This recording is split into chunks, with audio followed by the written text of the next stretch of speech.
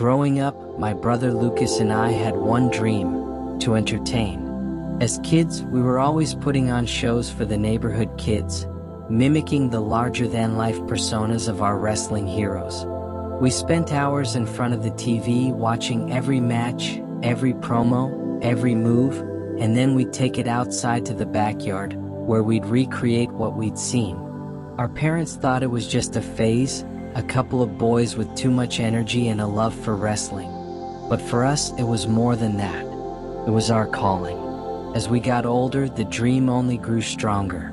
We started training at a local gym, learning the ins and outs of professional wrestling, practicing our moves, our characters, our promo skills.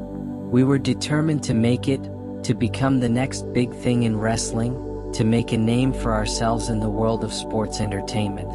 We adopted the name, the Dynamite Duo, and began performing at local events, small-time wrestling shows in high school gyms and community centers. It was tough going, but we loved every minute of it. The roar of the crowd, the adrenaline rush, the thrill of performing, it was everything we'd ever wanted. But as much as we loved wrestling, the reality of the business was starting to take its toll. The injuries were piling up: bruised ribs, twisted ankles, concussions. We were in constant pain, and the small-town shows weren't paying enough to cover our medical bills, let alone support us. The dream that had once seemed so bright was starting to dim, and for the first time, we began to question whether this was really the path for us. Lucas was the first to voice what we'd both been thinking. "I love this, man," he said one night after a particularly brutal match as we sat in the locker room icing our injuries. "But I don't know how much more of this I can take. There's got to be something else we can do, something that doesn't involve getting beat up every night." I nodded, feeling the same weariness. "Yeah, I've been thinking the same thing. But what else is there? This is all we've ever wanted." We sat in silence for a while, both lost in thought. It was hard to imagine doing anything else. Wrestling was in our blood, it was who we were. But as much as we loved it, we couldn't ignore the reality that it was taking a toll on our bodies, and that our dream of making it big in the wrestling world was slipping further and further out of reach. It was Lucas who came up with the idea that would change our lives. "What if we did something different, but still stayed in the entertainment business?" he said, his eyes lighting up with excitement. "What if we tried stand-up comedy?" I stared at him, surprised. "Stand-up comedy? You mean like telling jokes on stage?" "Yeah," Lucas said, warming to the idea. "Think about it. We're already performers, we know how to work a crowd, how to make people laugh. And we've always been the funny guys, right? We could write our own material, come up with routines, and instead of taking bumps in the ring, we'd be making people laugh." The more he talked, the more the idea started to make sense. We'd always been the clowns of the group, the ones cracking jokes and keeping everyone entertained backstage. And we knew how to perform, how to engage an audience, how to command a room. Stand-up comedy was different from wrestling, sure, but it was still entertainment, still about making people feel something. The idea took hold, and we started to see a new path opening up in front of us. It wouldn't be easy. Stand-up was a whole different ballgame from wrestling, and we'd be starting from scratch. But the thought of doing something that didn't involve constant physical pain, something that still allowed us to entertain, was too tempting to pass up. We made the decision to step away from wrestling and focus on comedy. It wasn't easy. Wrestling had been our life for so long, and saying goodbye to it felt like letting go of a part of ourselves. But we knew it was the right move. We started writing jokes, practicing routines, studying the greats: Pryor, Carlin, Murphy, Seinfeld. We went to open mics, bombed more times than we could count, but we kept at it. Every failure was a learning experience. Every bad set was a chance to get better. It was a tough transition. The world of stand-up was brutal in its own way. There were no pyrotechnics, no costumes, no larger-than-life personas to hide behind. It was just us, a microphone, and our words.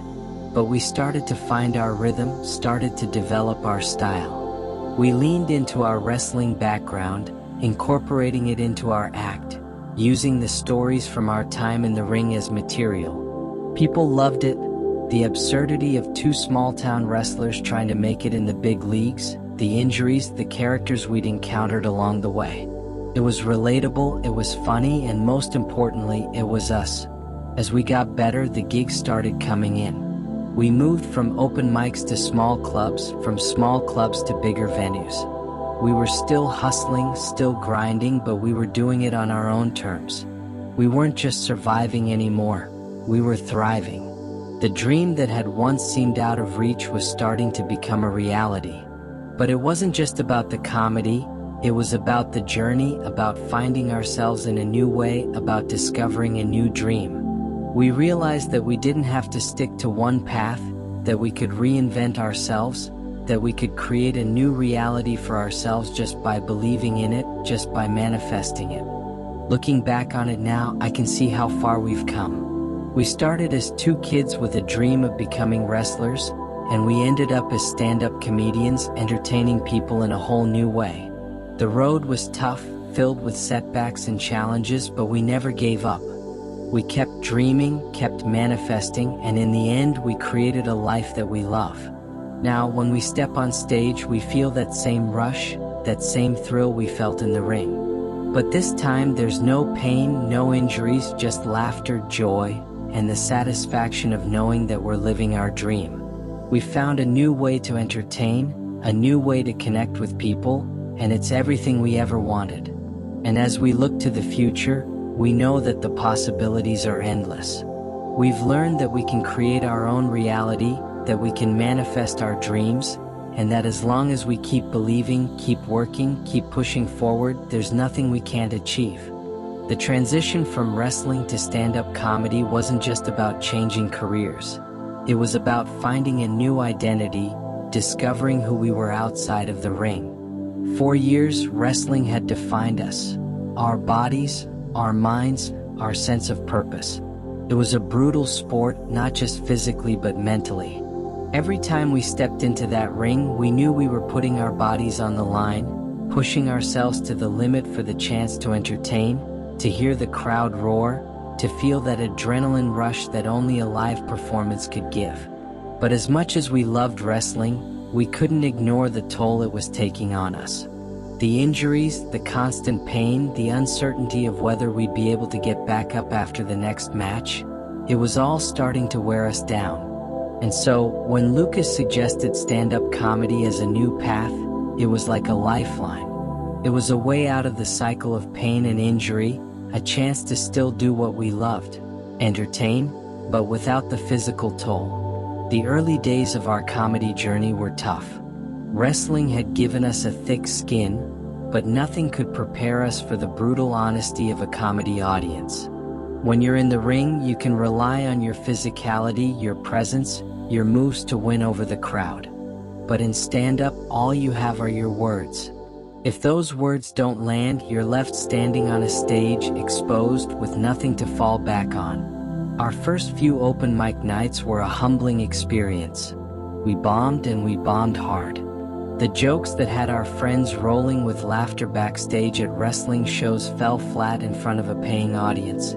We quickly learned that making people laugh in conversation was one thing, but doing it on stage, under the spotlight, was something else entirely.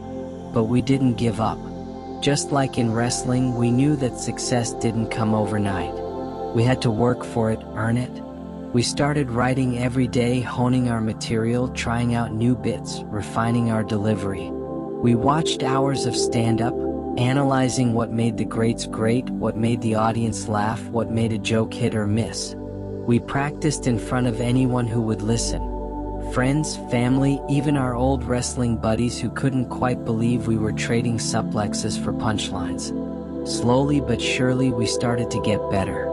We found our voice, our style. We realized that our unique perspective as former wrestlers gave us a wealth of material to draw from. We started incorporating stories from our wrestling days into our act. Tales of the road, the crazy characters we'd met, the highs and lows of the wrestling life. The audience started to respond. They loved hearing about the behind-the-scenes world of wrestling, the absurdity of it, the pain, the glory, the camaraderie. It was something different, something real, and it resonated with people. As our confidence grew, so did our following. We moved from open mics to paid gigs, from small clubs to bigger venues. We were still working day jobs to pay the bills, Lucas in construction, me in a warehouse, but comedy was becoming more than just a side hustle. It was becoming our future. But as we started to find success in comedy, we also started to reflect on what had brought us to this point. Wrestling had been our first love, our dream, and leaving it behind had been hard. But in pursuing something new, we discovered a different kind of fulfillment, a different way to connect with people. We realized that what we loved most about wrestling wasn't the physicality, the fighting, the spectacle. It was the storytelling, the performance, the way we could make people feel something, whether it was excitement, laughter, or even a little bit of fear. Comedy allowed us to do the same thing, but in a different way. It was still about connecting with people, still about telling a story, still about making people feel something. But instead of doing it with our bodies, we were doing it with our words. And there was something incredibly freeing about that. As we continued to grow as comedians, we started to think bigger. We'd always dreamed of making it to the big leagues in wrestling, WWE, New Japan, somewhere where we could perform in front of thousands of people. But now that dream was shifting.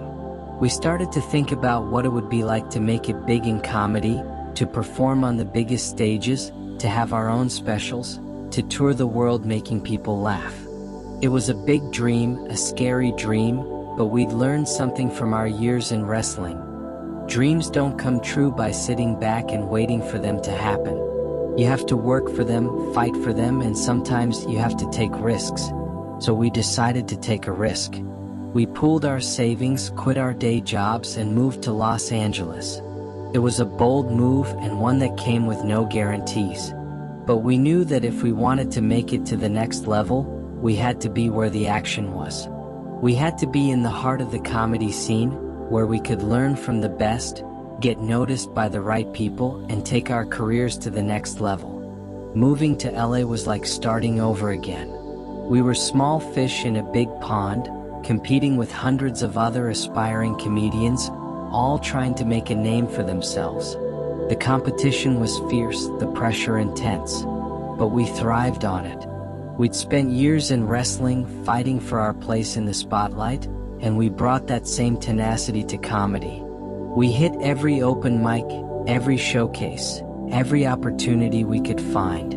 We networked, we hustled, we put ourselves out there. And slowly but surely it started to pay off. We got booked on bigger shows, started getting noticed by bigger names in the industry.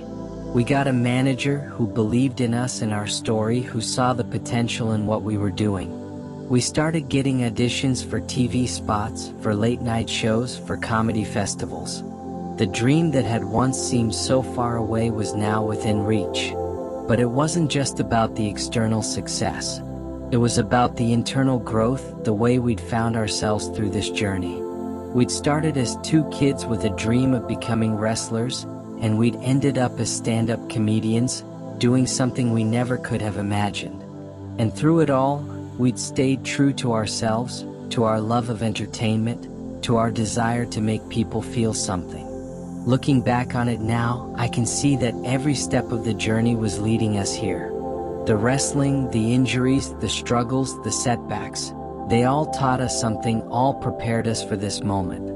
We learned how to work hard, how to persevere, how to take risks, how to adapt, how to find new dreams when the old ones didn't work out.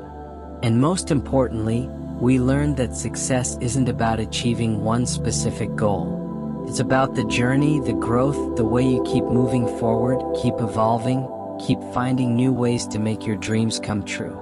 Now, when I step on stage, I feel a sense of fulfillment that I never thought possible. I'm doing what I love, with the person I've always done it with, my brother, my partner in crime.